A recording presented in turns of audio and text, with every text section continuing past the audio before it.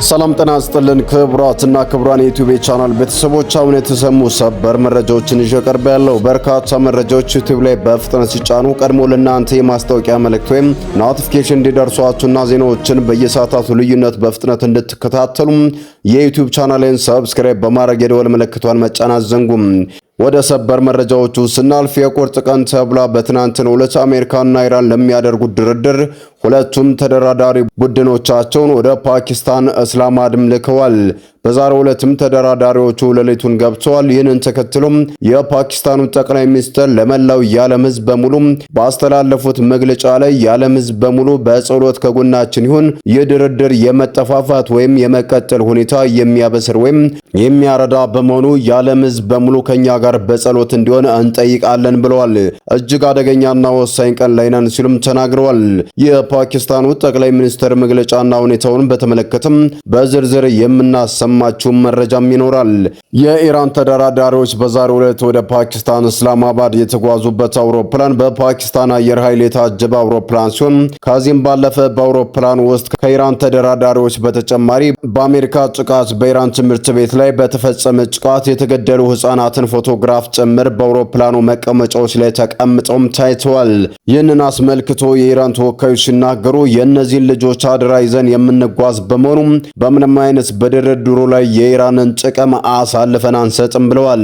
በሌላ በኩል የአሜሪካው ምክትል ፕሬዝዳንት ጄዲ ቫንስ የሚመሩት የአሜሪካው ተደራዳሪ ቡድን ደግሞ በምንም አይነት መልኩ የአሜሪካን ጥቅም አሳልፈን አንሰጥም ብለዋል። ሁለቱም በኒኩሌር ጉዳይ ላይ የከረረ አቋም አላቸው። ይህንን ተከትሎ ድርድሩ የሚሳካ እንደማይመስልና የመሳካት እድሉም 90% እንደሚሆን ነው እየተገለጸ ያለው። ግን ድርድሩ ሊጀመር ጫፍ ላይ ነው። ድርድሩን በተመለከተ አዳዲስ የወጡ ሰበር መረጃዎች አሉ። በዝርዝርም ታደምጡታላችሁ። የአሜሪካው ፕሬዝዳንት ዶናልድ ጄ ትራምፕ ደግሞ ቀጥተኛ መልእክት ከእስላማባድ ፓኪስታን እየጠበቁ ነው። ድርድሩ የሚሳካ ከሆነ ተሳካ፣ ካልተሳካ ግን ጦሬ ለአውዳሚ ጦርነት እንዲዘጋጁ ነግራቸዋለሁ ሲሉም ትራምፕም ተናግረዋል።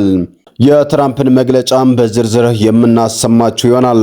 የዋይት ሃውስ የቅርብ ባለስልጣናት ጠቅሰው አክሲዮስ የዜና ወኪልን ጨምሮ ሌሎችም መገናኛ ብዙሃን እየዘገቡት እንዳለው ከሆነም ትራምፕ በፍጥነትና በማንኛውም መንገድ ከዚህ ጦርነት መውጣት ይፈልጋሉ። ነገር ግን የኒኩለርና የሆርሙዝ ጉዳይ አጣብቂኝ ውስጥ ሊከታቸው ይችላል ተብሎም በብዙዎች ዘንድ ታምኖበታል ብሏል። ዝርዝሩንም የምናሰማችሁ ጉዳይ ነው የሚሆነው። እነዚህን ያስተዋወቋቸውንና ሌሎችን ዓለም አቀፍ መገናኛ ብዙሃን ሌሊቱን ያወጧቸውን ሰፊ በርካታ ሰበር መረጃዎች አሉ። በዝርዝር የምናስደምጣችሁ ይሆናል። አብራችሁን ቆዩም።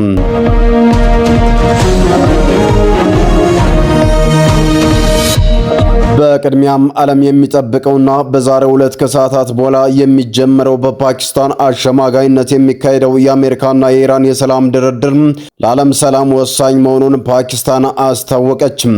የፓኪስታኑ ጠቅላይ ሚኒስትር ሼህባዝ ሸሪፍ ዛሬ ማለዳውን ለመላው የዓለም ሕዝብ በማለት በሰጡት መግለጫ የድርድር የመኖር ወይም የመጠፋፋት ወሳኝ ምዕራፍ መሆኑን አስታውቀዋል።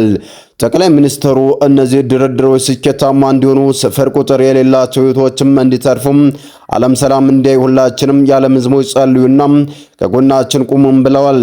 አክለውም የትራምፕ የቅርብ አጋር የሆኑት የፓኪስታኑ ጦር አዛዥ ፊልድ ማርሻል አሲም ሙኒርኒ እንዲሁም የውጭ ጉዳይ ሚኒስትር ኢሻክ ዳርን የጦርነቱ እሳት ለማጥፋት ስላደረጉት ጥረትም አወድሰዋቸዋል። በሌላ በኩል የኢራን መንግስታዊ ዜና ወኪል ታስኒም እንደዘገበው የኢራን ተደራዳሪ ቡድን ልዑካን እጅግ ሰፊ 71 አባላትን ያቀፈም የተደራዳሪ ቡድን ነው ወደ እስላማባድ የላኩትም ብሏል።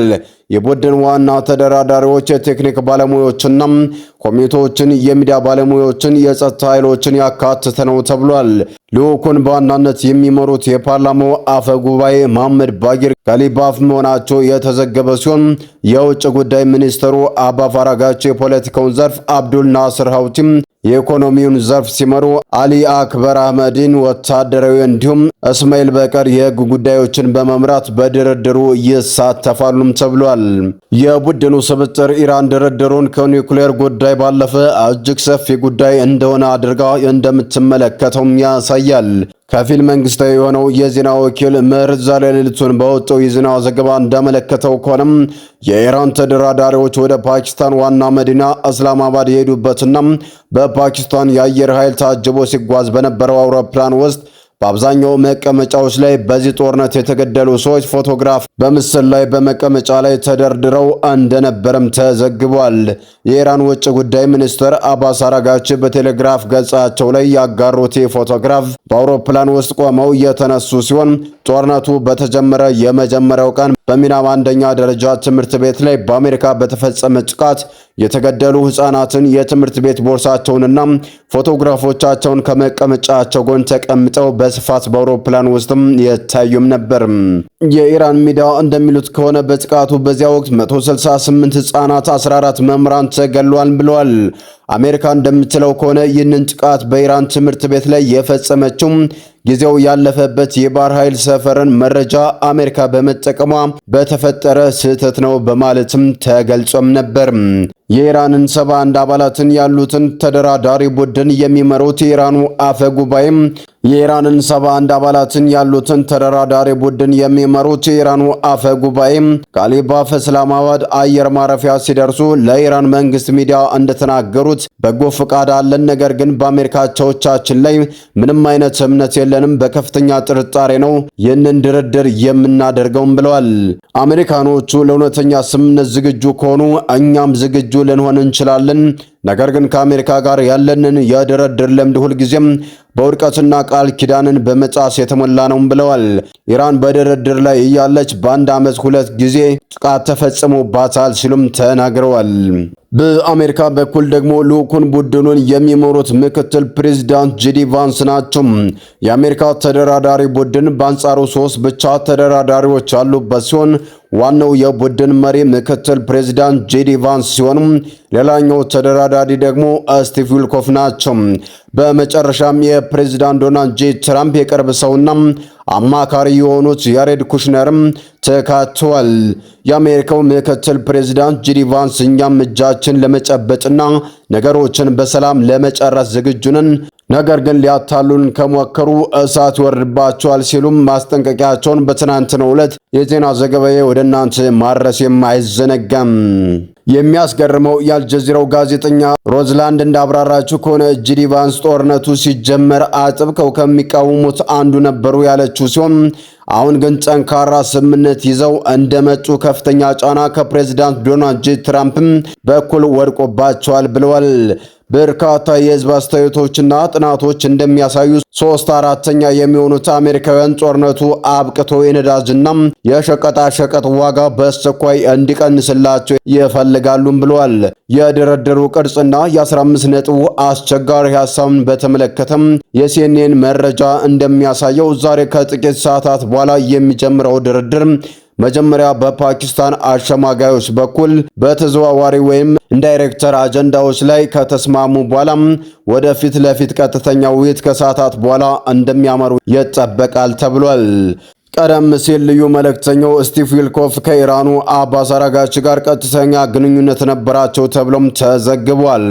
ድርድሩ ኢራን ባቀረበችው የ10 ነጥብ ዕቅድና አሜሪካ ባወጣቻቸው የ15 ነጥብ ዕቅድ መካከል የሚደረግ ልዩም ፍጥጫ ነው። የአሜሪካው የ15 ነጥብ ሐሳብ ሙሉ በሙሉ ይፋ ባይሆንም ኢራን የኒውክሌር መሳሪያ ላለማምረት እንድትስማማ ከፍተኛ የበለጸገ ዩራኒየም እንድታስረክብና እንድታወድም የመከላከያ አቅሟን እንድትገድብና ሚሳኤል በገደብ ብቻ እንድታመርት የሆርሙዝ ወሽመጥንም ያለምንም ድርድር እንድትከፍት ነው። የኢራን ደግሞ በበኩሏ ኒውክሌርን በተመለከተ ፈጽሞ ለንግግር እንኳን መቀመጥ አልፈልግም፣ እንኳንም ልደራደርበት ባይናት።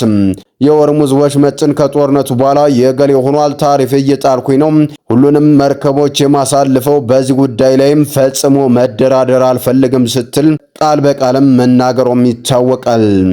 እነዚህ አስቸጋሪ ሁኔታዎችን ባሉበት የድርድሩ ሁኔታ መጀመሪያ እንኳን በጣም አስቸጋሪ እንደሚሆን ተንታኞችም እየገለጹም ነው።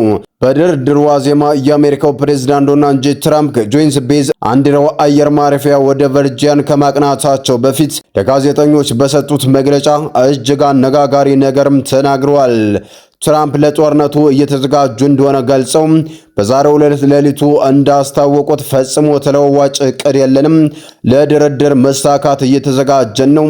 ድርድሩ ሲጀመርም ድርድሩ በዚህ ሆነም በዚያም መሳካት አለበት፣ ተለዋጭ ዕቅድ አያስፈልግም በማለትም ገልጸው ክፉኛ መተናቸዋል። ስለዚህም በማንኛውም መልኩ መደራደር ነው ፍላጎታችን ብለዋል ትራምፕም። ይህ ካልሆነ ግን ለአውዳሚ ጦርነትም ጦሬ እንዲዘጋጅ ትዕዛዝ ሰጥቻለሁ ሲሉም ተናግረዋል። ትራምፕ የድርድሩ 99 በመቶ ትኩረት የኒውክሌር መሳሪያ ጉዳይ መሆኑን አጽንዖት የሰጡ ሲሆን የሆርሙዝ ወሽመጥን በተመለከተ ከኢራን ጋርም በትብብር ሆነም ያለ ትብብር ወሽመጡን በቅርብ ጊዜ እንዲከፍትና ሌላው ዓለም ለመርዳት ዝግጁ መሆናቸውን ይገልጻሉ።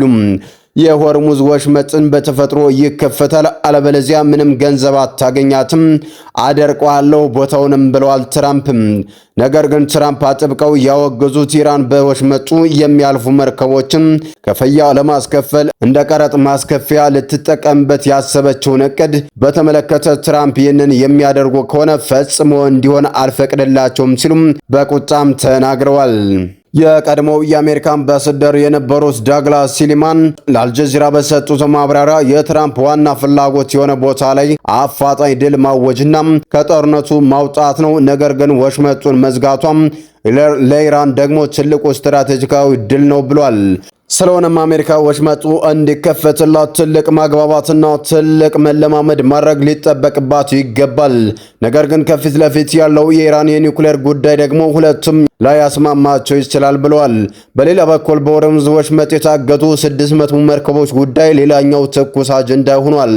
መረጃው እንደሚያሳየው ከሆነ የተኩስ አቁሙ ከታወጀ በኋላ በሆርሙዝ ወሽመጥ በኩል ሙሉ በሙሉ በሚባል ደረጃም ወሽመጡ እንደተዘጋ ነው። ዓርብ ዕለት 2 መርከቦች ብቻ ሲያልፉ ከተኩስ አቁሙ ጀምሮ ያለፉት 22 መርከቦች ብቻ ናቸው። ከጦርነቱ በፊት በቀን 135 መርከቦች ይጎርፉበት የነበረው የሆርሙዝ ወሽመጥ ሪፖርቶች እንደሚያሳዩት ደግሞ ሁኔታዎችም የበለጠ አሳሳቢ እንዳደረገው ተመላክቷል። በወሽመጡ መዘጋት ምክንያት ከ600 በላይ መርከቦች 325 የነዳጅ ጫኝ ታንከሮችን ጨምሮ አሁንም በባህረ ሰላጤው ውስጥ ታግተውና በየዳርቻው ቆመው ወሽመጡ እስኪከፈት እየተጠባበቁም ነው። በሌላ መረጃዎች እስከምንገናኝ በያላችሁበት ሰላማችሁ ይብዛልን።